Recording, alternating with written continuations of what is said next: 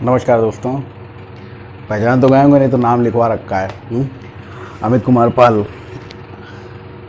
हाँ, ये मत सोचिएगा वाइट बोर्ड बड़ा ऊपर लगवा दिया, ऐसा नहीं। ज़मीन के आदमी हैं, ज़मीन से जुड़े हुए हैं। मिट्टी के आदमी मिट्टी से जुड़े हुए। बट डर इस बात का कहीं मिट्टी में ही ना मिल जाए। अब सभी लोग कुछ ना कुछ बोल रहे हैं, तो उनके हिसाब से आपको समझ में आ गया होगा मैं अभी क्या बोलने वाला हूँ। बहुत ज़्यादा बातों को बेटा हम शेयर नहीं कर सकते, लेकिन इतनी बात ज़रूर कहना चाहूँगा कि जितने भी चीज़ों से आप लोग रूबरू हो चुके हैं, उसी बात को कहीं ना कहीं हम भी आगे कंटिन्यू करना चाहते हैं, क्योंकि बात आपके भविष्य से जुड़ी हुई है, तो सीधे सीधे हमारे भविष्य से जुड़ी हुई है। ये बात तकरीबन आज से 1.5 साल पहले की, जब यूपी SSSC के अंतर्गत लेखपाल परीक्षा का नोटिफिकेशन आया। ओबीसी की एक भी सीट नहीं थी, इसलिए उसको निरस्त कर दिया गया और आज तक लौट के दोबारा आया नहीं। पेपरों में पढ़ते आ रहे हैं कि अभी वैकेंसी और बढ़ गई हैं और बढ़ गई हैं और बढ़ गई हैं। तो समझ नहीं आ रहा है, इनका वैकेंसी जो है वो 10,000 पहुंच जाएंगी तब नोटिफिकेशन निकालेंगे, सीधे 1 लाख वैकेंसी लेखपालों की निकलेंगी, मुझे पता नहीं है। खैर, वो तो एक अलग बात हो गई। रेलवे में हमारे कुछ स्टूडेंट्स, अगर वो वीडियो देख रहे होंगे, तो शिवम राजपूत है मेरा स्टूडेंट, पुष्पेंद्र तिवारी है, शिप्रा शर्मा है, ये सब रेलवे की तैयारी कर रहे थे। बेइंतहा तैयारी कर रहे थे, तहे दिल से तैयारी कर रहे थे। पूरी उम्मीद थी मुझे कि ये सब इस बार निकल जाते, लेकिन निकलते तो तब जब एग्ज़ाम होता। एग्ज़ाम हुआ नहीं। क्यों नहीं हुआ? एग्ज़ामिनेशन कंडक्ट करवाने वाला सिस्टम नहीं है यार। मतलब मजाक है। चलो खैर, कोई बात नहीं। और सब लोग बोल रहे थे तो मुझे लगा मुझे भी कुछ बोलना चाहिए। ऐसा नहीं है, ये बात हमारे दिल में बहुत दिन से थी। अब ये कहिए कि बाकी सब लोग बोलने लगे तो हमारी भी हिम्मत थोड़ी सी खुली, क्योंकि पहले कुछ बोलने से डर लगता था कि कहीं देशद्रोही ना घोषित हो जाए। आजकल तो यही है ना, एक ट्रेंड है, ये देशद्रोही हैं हम लोग। न्यूज़ चैनल चलाते हैं तो बस रिया को सीबीआई ने बुलाया, रिया की जानकारी, रिया ड्रग्स लेती है, रिया का महेश भट्ट के साथ में कुछ था, रिया ने राजपूत को मरवा दिया। केवल रिया रिया रिया, और यहाँ पे स्टूडेंट हमारा रो रिया, उसका कोई मतलब नहीं किसी को। तो बहुत ही बड़ी समस्या है, बहुत ही बुरा सिस्टम है। कोरोना ने वैसे भी बेहाल कर रखा है। वैसे तो यूँ कहा जाए तो 22 मार्च से सब कुछ बंद हुआ, लेकिन उससे पहले होली थी और होली से पहले हमारे सारे स्टूडेंट्स जा चुके थे। तो अर्निंग हमारी जो है वो फरवरी से ही बंद हो गई थी। उसके बाद में बस यहाँ बैठे बैठे सोचा कि यार कहीं ऐसा ना हो कि सारी जो पढ़ाई लिखाई, जो पढ़ाने की धार है, वो चली जाए।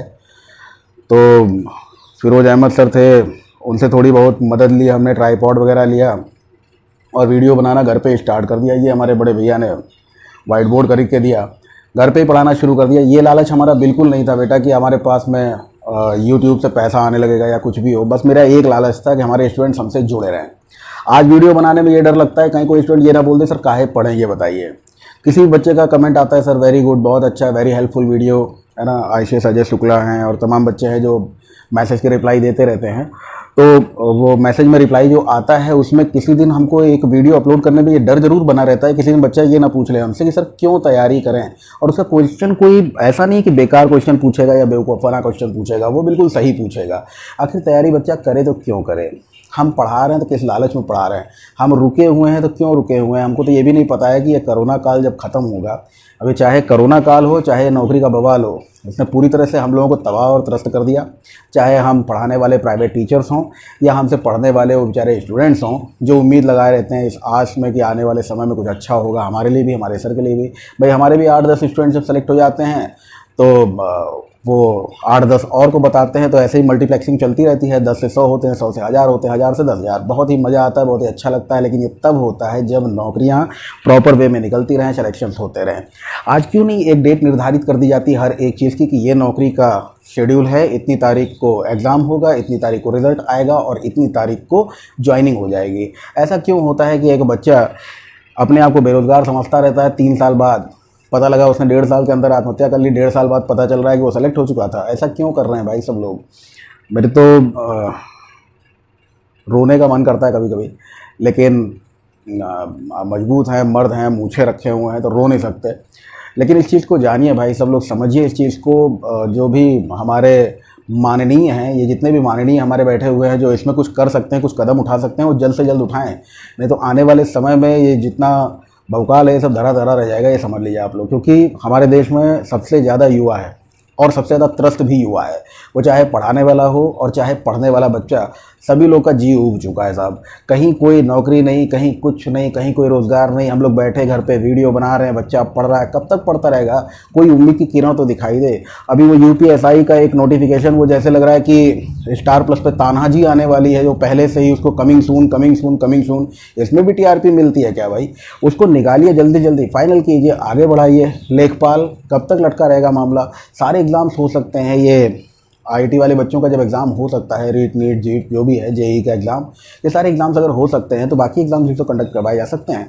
अब इसमें अगर ये कहा जाए कि हाँ, उन एग्ज़ाम्स को क्वालिफाई करने वाले बच्चे स्कूलों में, कॉलेजेस में फ़ीस जमा करेंगे और वो रेवेन्यू सरकार के पास जाएगा, और अगर नौकरी में सेलेक्ट किया तो उनको तनख्वाह देनी पड़ेगी, ये एक फ़र्क तो ज़रूर दिखाई दे रहा है, और कोई तो फ़र्क नहीं दिखाई दे रहा। ठीक है, बुरा दौर चल रहा है, लेकिन कुछ उम्मीद की किरण तो दिखनी चाहिए। आज बुरा दौर चल रहा है 6 महीने से, कोरोना काल अगर हम लोग कहें तो ये 6 महीने से चल रहा है, और ये जो 1.5 साल 2 साल हो गया है, एनटीपीसी वाली बच्चे जो हैं उनका क्या है? उनसे तो फीस ले ली गई। अब आप उसको, जो मेरे ख्याल से 2 या 2.5 करोड़ बच्चों ने फॉर्म भरा था, इसको 500 से गुणा करो। खुद मैथ का टीचर हूँ, लेकिन गुणा करने का मन नहीं कर रहा, क्योंकि मालूम है इतने सारे जीरो सामने आ जाएंगे, और वो सारे जीरो सरकार के पास चले गए, बच्चों को सिर्फ जीरो। तो ये चीज़ बहुत ही गलत है, बहुत ही मुश्किल दौर से गुजर रहा है हमारा स्टूडेंट। और वो यकीन मानिए कि कोरोना काल ख़त्म हो जाएगा, लेकिन वो आएगा ही नहीं तैयारी करने, तो हम लोग फिर वैसे ही क्या करेंगे बताइए? हर आदमी आत्मनिर्भर नहीं हो सकता साहब। कोई भी पान बेच के कुछ दिन बाद वो बहुत बड़ा बिजनेसमैन बन जाए, या कोई चाय बेच के प्रधानमंत्री बन जाए, ये सारी चीज़ें गिनी चुनी होती हैं। ये कुछ एग्जाम्पल्स होते हैं, जो एग्जाम्पल सेट हो जाते हैं शताब्दियों में, सहस्त्राब्दियों में एक एग्जाम्पल मिलता है कि हमारे नरेंद्र मोदी जी कभी चाय बेचते थे और आज वो पीएम हैं। अंबानी कभी पान बेचते थे, आज उनके नाम पे देख लीजिए कितने बड़े बड़े बिजनेस हैं। तो ये सब चीज़ें वंस अ वाइल होती है ना, ये हमेशा तो नहीं हो सकती। हमसे अगर आप ये उम्मीद करें कि हम आत्मनिर्भर बने, तो हम आत्मनिर्भर किस प्रकार बन सकते हैं बताइए? आप कुछ नहीं कर सकते। 1-2 चीज़ें हैं, उनको बेच के बंदूक खरीदेंगे, उसके बाद में लूटपाट करेंगे, यही हो सकता है आत्मनिर्भर होने के लिए। और क्या हो सकता है? एक बंदा जिसने 12 साल केवल टीचिंग की हुई हो, वो आज कौन सा नया काम शुरू कर देगा सर? कोई नया काम नहीं कर सकते हम उन बच्चों से जुड़े हुए हैं जिन बच्चों के लिए ये मुहिम चल रही है, सेव एसएससी। एसएससी का रिजल्ट आपने आउट नहीं किया है, बताइए कितना सारा बच्चा है जो हमसे जुड़ा हुआ है और एसएससी के रिजल्ट का इंतजार कर रहा है। आने वाले समय में शायद उसका रिजल्ट आते ही सिलेक्शन हो जाए, लेकिन वो होगा कब? वो तो दिख ही नहीं रहा है ना, वो कहीं दिखाई नहीं पड़ रहा है। ग्राउंड लेवल पे कुछ चीज़ें हो ही नहीं रही हैं। कितना टाइम लग जाता है एक छोटी सी सिलेक्शन को लेने में? कितना टाइम चाहिए साहब? हद हो गई अब तो, मतलब लिमिट क्रॉस हो गई है सर। क्या बताऊँ मैं, 2014 से लगातार जहाँ कहीं भी बटन दबाने की नौबत आई, कमल कमल कमल। अब ये आगे कंटिन्यू रहेगी, इसकी जिम्मेदारी आप लोगों को खुद ही लेनी पड़ेगी। और थोड़ा सा कुछ कीजिएगा। कोई बात बुरी लगी हो तो उसके लिए क्षमा प्रार्थी हैं, लेकिन फिर भी एक बात है कि अगर आपको कोई बात बुरी लगी हो तो भगवान करे बुरी लगे, और वो इतनी बुरी लगे कि आप इसमें कुछ अच्छा करें, ठीक है? तो उसको जल्दी से जल्दी कीजिए। हमारा स्टूडेंट बहुत परेशान है, स्टूडेंट परेशान है तो डायरेक्ट इनडायरेक्ट प्रत्यक्ष या परोक्ष रूप से हम ही परेशान हैं, क्योंकि उसकी परेशानी है वो सीधे झुंझलाहट अपने टीचर पे निकालता है। कभी कोई बात होती है तो वो जवाब इस तरह के देता है, क्यों आप तो पहले बहुत तारीफ़ करते थे बीजेपी। इस तरह के कड़वे वचन हम लोगों को सुनने को मिलते हैं।